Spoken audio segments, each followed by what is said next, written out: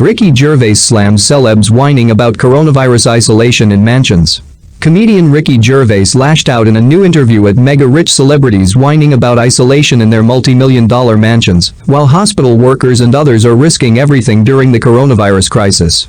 The British funnyman was furious after seeing a series of celebrity meltdowns, which have included Ellen DeGeneres comparing her sprawling mansion to being stuck in jail, and the likes of Kelly Ripa and singer Sam Smith, both breaking down in tears.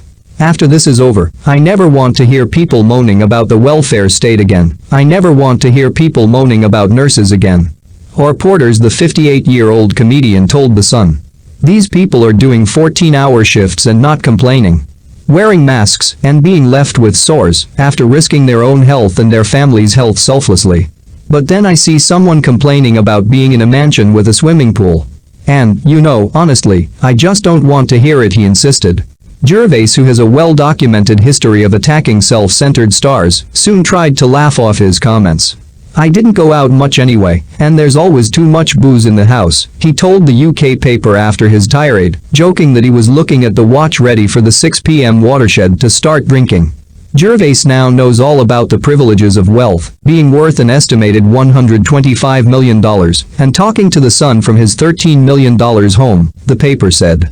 But he says he will never forget the lessons he learned growing up in working-class reading, where life was a struggle.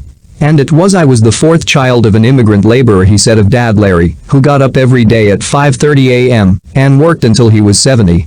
I had no money growing up, I didn't have any until I was 40. But I still had everything, he told The Sun.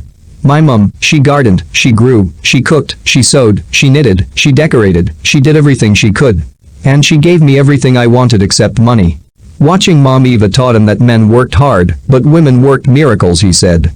Because when my dad finished his work, that was his own time. But my mum didn't stop working, women didn't stop working. Carers didn't stop working, all the women in my family were carers in some respect. The lack of cash also taught him that all the best things were free: friends, nature, learning and healthcare, he said. And that's why I gladly pay my taxes. And that's why I clap the NHS, he said of the UK's free National Health Service. It also taught him the real value of things in his life and how he does not need to flash his cash. People ask me why I dress like a tramp. And I say, my clothes are clean and comfortable. Who am I trying to impress? He said, adding that he doesn't collect cars because I can't drive. Nothing gives me more of a buzz than to help an animal, said the pet lover, who regularly pushes animal rights charities. I'm not a hippie or communist. I think money's for the safety of your family and friends, and you can't take it with you. Gervais spoke to the UK paper to promote the second series of Afterlife, his dark show about a man who loses the will to live after his wife dies of cancer.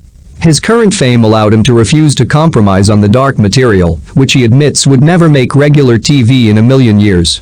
I've always been that way and it turned out okay. There are others who probably didn't compromise and are now sleeping in cars, he said. It's an attitude that has colored most of his career. I think sometimes I get labeled controversial comedian. Well, what they mean is honest comedian, he said.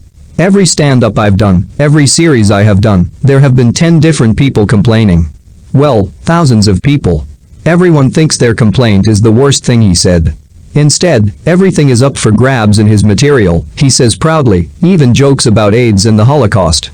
I have always said there's never a subject that you shouldn't talk about or joke about. It just depends what the joke is, he said. And people get offended when they mistake the subject of the joke with the actual target.